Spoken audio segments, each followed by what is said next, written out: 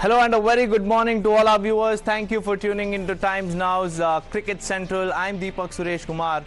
And what a game, viewers, at the Wankhede Stadium yesterday. It was Maxwell and only Maxwell because he was injured. He had cramps. He couldn't take runs. But what a way to stand and deliver for his team at the global stage, because yesterday's game was almost a victory for Afghanistan, and that could have helped them seal their spot into the semi-finals. But what a game for Maxwell to finish it off for Australia in style, because Australia were ailing and they needed a lot of runs on the board. They needed about 200 runs at the loss of about 7 wickets. They had just 3 wickets in hand, and it was Pat Cummins on one hand holding the fort for the men in yellow, and Maxwell on the other hand just stood and delivered for their team. He hit about a dozen sixes and a dozens of boundaries for Australia, because in his historic run chase, Maxwell scored a historic double ton for his team to help them all the way over the line. And you could see the scenes in the dressing room with his team members, David Warner and the others erupting in joy. That clearly went on to show the kind of mood and the kind of aggressive mode that Maxwell has brought into this Australian side, because Australia at one point looked like they couldn't reach the target on time, but thanks to Maxwell's heroics that he helped his team all the way home. And let's also look at how Pat Cummins supported Maxwell, because when Maxwell was the only man standing for Australia, it was Pat Cummins who ensured that he doesn't leak his wicket at the other end, exposing the tail end of the Australian side, which would then be easy for Rashid Khan, Noor and also Mujibur Rahman to get easy scalps. Let's take a look at Maxwell's highlights, but before that, let me get a quick answer from Mr. Chandresh Narayanan, the sports author who's joining us live on this broadcast. Many good morning to you, Chandresh. What a game yesterday, because Maxwell, if not for Maxwell, nobody could have saved Australia to a historic win yesterday. Thanks a lot, Deepak, once again for having me. I think, yes, you're right. It was a fantastic, fantabulous, spectacular. I'm running out of words to describe the kind of effort that Maxwell put on show at the Wankhede Stadium. He's called the Big Show for a reason. And he's also called the Maxi. So I think that he put up a maximum big show at the Wankhede Stadium for the world to look at him, and now no one's going to take him lightly ever. He's always been a maverick, and he's been a Mad Max, and he showed us all why he's rated so highly. He's always been someone that people should be looking at more closely. And it's been a tremendous effort. I still can't get over what I saw at the Wankhede Stadium. I was calling the game live, and I'm yet to recover. If you notice, my throat's still not up to the mark, because his effort last night was simply outstanding. Apart from this, the innings at the MCG by Virat Kohli was being touted as the most historic game in cricketing history. But yesterday, Maxwell turned that equation. He was injured. He couldn't take a run. He could barely stand, and he could barely do any footwork. But that clearly goes on to show how the IPL and also his exposure on Indian grounds has clearly helped him in the game against Afghanistan at Wankhede. But also what we have to note is that many people usually stress on technique, timing and footwork, but Maxwell was pure strength. Every ball, Naveen ul Haq bowling at about 145 k's per hour, Maxwell just launched it out of the stadium.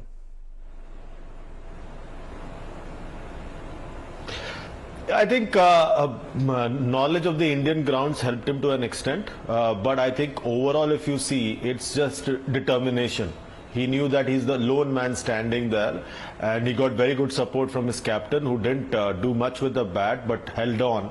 And Maxwell knew that he just had to stand and keep hitting. And once he started cramping, it was I think it was all very easy for him in his mind. I think there was clarity in his mind once he started cramping because he knew that he just had to stand and deliver, like you said in your intro. And he completely demolished the Afghanistan bowlers. I think the Afghanistan captain Hashmatullah Shahidi also missed a trick. I think that when he needed to bring in Naveen, he didn't bring him onto ball at a crucial time. And when he was cramping, the spinners also did not sort of try to entice him out of the crease, make him use his feet, or the two fast bowlers didn't even try to bowl a Yorker. I think I saw one Yorker from Azmat Ullah Omarzai in his second spell. And I think that's where Afghanistan lost out. It showed the kind of inexperience that they have, and they learn from this experience. Let's just hope that it doesn't scar them for a while. You know, such losses can scar you for a while. And I think that they'll be better off from this experience. But Maxwell, I think he's shown why he's India's son-in-law. You know, he's after all married to an Indian origin girl. He's India's Maple, as you can say he's married a South Indian origin girl. So I think he's shown why he loves this country so much. Right, Chandresh, hold on, hold your thoughts because we will play out that explosive innings, that demoralizing innings which Afghanistan had in its hand but was snatched away by Maximus. Oh, yes, the fight's on. There it is. Slices at it, Maxwell, jogs through. Smashed away on the onside. And Maxwell hits it high! Can it make it? It does make it! Glenn Maxwell! Unbelievable! The most remarkable thing you'll probably ever see in cricket. Well, viewers, let's also take a look at some of the important numbers because Maxwell scored the highest individual score for Australia against Afghanistan, and yesterday could never be forgotten because he scored 200 not out, and before that it was Shane Watson versus Bangladesh in 2011. He scored 185 not out. Then it was Matthew Hayden versus New Zealand in 2007 where he scored a 181 not out. David Warner versus Pakistan in 2017 with 179. And again, David Warner versus Afghanistan in the 2015 World Cup, 2015 Champions Trophy where he scored a 178. Now coming back to you, Chandresh, after the World Cup is India versus Australia T20 series, and how important do you think it is for Indian bowlers to, you know, track down how Australians are actually performing? Because even though the top order crumbled, the bottom order batsmen held on, and the middle order powerhouse Maxwell Maxwell is someone that India should actually watch out for in their upcoming series. Deepak, you are going a bit too far. The two teams might meet in the final on 19th November, for all you know. So I think that the Indian team has to be wary of Maxwell, and they are wary of Maxwell because most of the guys have played a lot of cricket with Maxwell over the last 10 years in the IPL, and they know his talents. He's the big show for a reason. And I think that everyone's aware of the kind of freakish talent that he has. He's always required a bit of man management, and I think that once he gets going, there's no one who can stop him. I think last night was an example of that. I think he believed in himself. He was lucky, you must give that to him at least. He had two catches dropped, one very simple catch and one very difficult. Two LBW decisions also was turned down.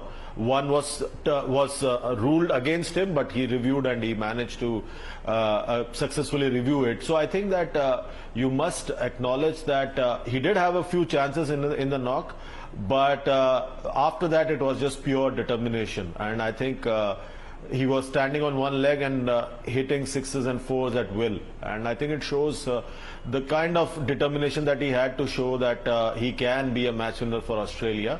We already saw that against Netherlands earlier in the tournament when he smashed the fastest World Cup century. This took it to another level, and I think that coupled with his bowling and fielding, He's a complete package. With the ball as well, he's fantastic. He bowls in the power play now. And they believe in him so much that they are considering him as their second spinner. They have hope to leave out someone like Ashton Agar and play Glenn Maxwell as their second spinner. So it shows the kind of faith that the team and the think tank has in Maxwell. Well, he was batting on one leg, like you mentioned, Chandresh. He had that determination, he had that grit, and all he needed was power, which he has in abundance. We've seen it in the IPL, we've seen it in the bilateral series that Australia has played, and also at Wankhede last evening, because what happened last evening is something that Australia also never expected, and probably even Maxwell didn't know that he had the ability to go big even while standing on just one leg, injured with cramps and everything else. Everything was going against him, but it was this man who held the show for Australia and helped his team to a victory. Chandresh, stay on with us. We will have to discuss about what happened on Monday as well in the Angelo Matthews versus Bangladesh game. So stay on with us, viewers, because on the other side is another explosive topic which is currently has currently set the whole cricketing world on a debate, and this has to be discussed on the other side. Do stay tuned.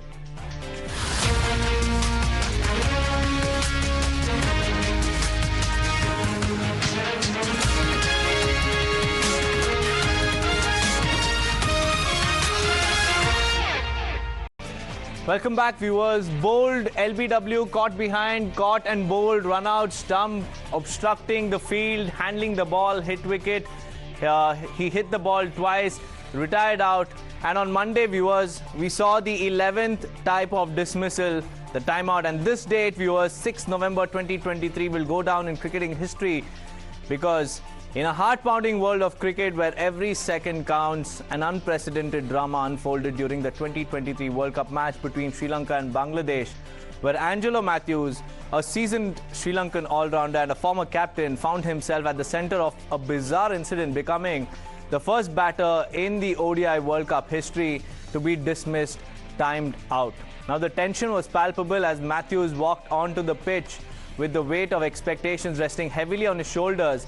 However, as he prepared to take his stance, a seemingly innocuous issue arose, a faulty helmet strap. Little did he know that this minor hiccup, viewers, would catapult him into the annals of cricketing controversies, because as the seconds ticked by, Matthews grappled with the stubborn strap, his frustration mounting with each passing moment. Meanwhile, Bangladesh's captain Shakib Al Hasan kept a watchful eye, and the wheels of his mind kept turning. With the clock ticking down to the 2-minute limit, Matthews finally managed to secure his helmet and signaled his readiness, but it was too late, because Shakib, sensing an opportunity, pounced, appealing for a timed-out dismissal, and the umpires, after consulting with each other, reluctantly upheld the appeal, sending shockwaves through the cricketing world. Matthews is a veteran of over 300 ODIs and was, without even facing a single delivery, a victim of an unfortunate circumstance, viewers, and a strict interpretation of the rules. Now, Chandresh,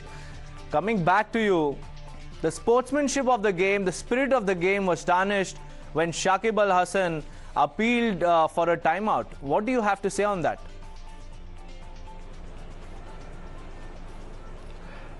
I think this spirit of the game is a bit, I think, over-the-top debate, and it's more a bedroom topic or a drawing room topic, so to speak, where people are sitting and discussing these things over a cup of tea or having dinner and chatting about it. I think it's just a waste of time, all this talk about spirit of cricket.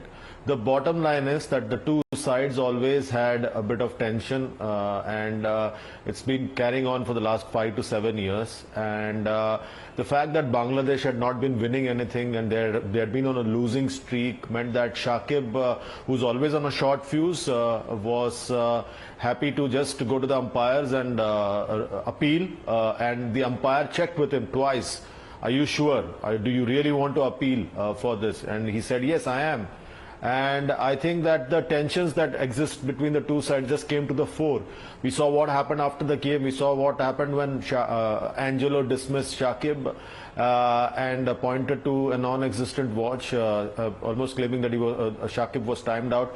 Angelo's been going on a war path in press conference after the game. Shakib's been on a war path after the in a press conference after the game. Angelo on social media has been going on a war path. I think overall, if you see, cricket wastes its time on a lot of unimportant things. For me, the bigger issue is the fact that teams have been taking close to 4 hours to bowl their 50 overs. What happens to time at that particular time? Nobody seems to bother, nobody seems to care. You're supposed to bowl your 50 overs within 3.5 hours, and they've been taking close to 4 hours to bowl their 50 overs. It's a different matter that sides like India have been finishing games by 8:30 p.m. But there have been games like the one last night which went on till 10 o'clock, 10:30. So it just, I think cricket spends a lot of time on unimportant things. This was a completely avoidable situation. Yes, I would give this much, that Angelo, as a very experienced campaigner, needed to be aware of the helmet that he was carrying and needed to be better prepared. And I think he could have been swifter in his approach to the crease. He didn't take his guard. He was just about to take his guard when he realized that his helmet strap has broken. I think that all these factors put together, and the fact that Bangladesh had been on a losing streak, the captain of Bangladesh probably felt that he had to make something happen. And Angelo Matthews' wicket at that time probably made the difference between Sri Lanka ending at about 279 and probably making about 320, because Angelo's experience could have added an extra 50 runs for Sri Lanka. So I think a lot of factors, and I think sometimes the off-field factors weighs very heavily on the mind of a cricketer as well. They are as much a human like all of us. And probably this could be Angelo Matthews' last World Cup, and this is one memory that he wouldn't want to cherish down the lane. But also, Chandresh, do you think that this situation could have been handled very differently by the umpires?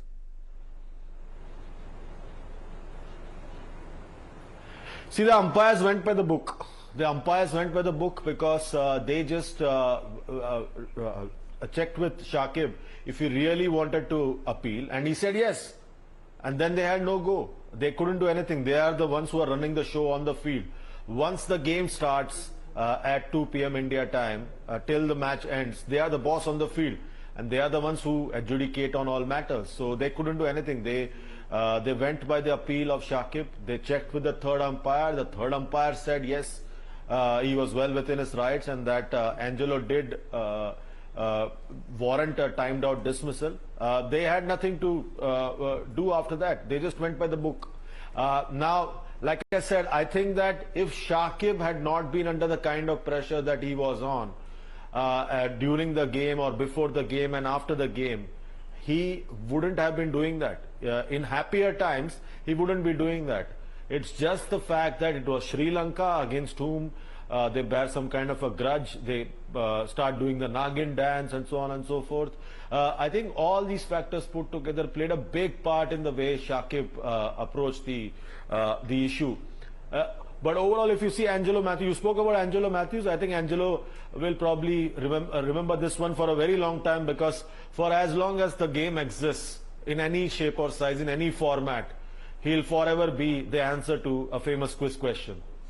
Right, many thanks for joining us, Mr. Chandresh, because this was really important for our viewers, because everybody was shocked at what happened on 6th November 2023, because Angelo Matthews was the first ever batsman in cricketing history to be timed out, and the 11th type of dismissal, which people knew very less about or knew nothing about, came into force in the game against Bangladesh, and Sri Lanka will have to take it with a pinch of salt, because this could be the end of their World Cup campaign.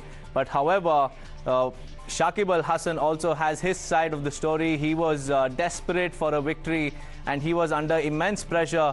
But the end question is, that is cricket really a gentleman's game? Because the spirit of the game was tarnished, as claimed by many of them, by Shakib Al Hasan, and this is a question that will remain unanswered for a long time now, because everything is fair in this 22 yards as claimed by Chandresh, because once the players get onto the field, the rule book comes into play and every opportunity will be grasped, and players will look to grab every opportunity that they have to get their team home, and that's probably what Shakib Al Hasan did for his team. And Angelo Matthews, although this is a very sour memory for him, will have to take it with a pinch of salt and move on, and this could be the last World Cup that he would play. With that, viewers, we'll slip into a short break now. More news and updates on the other side.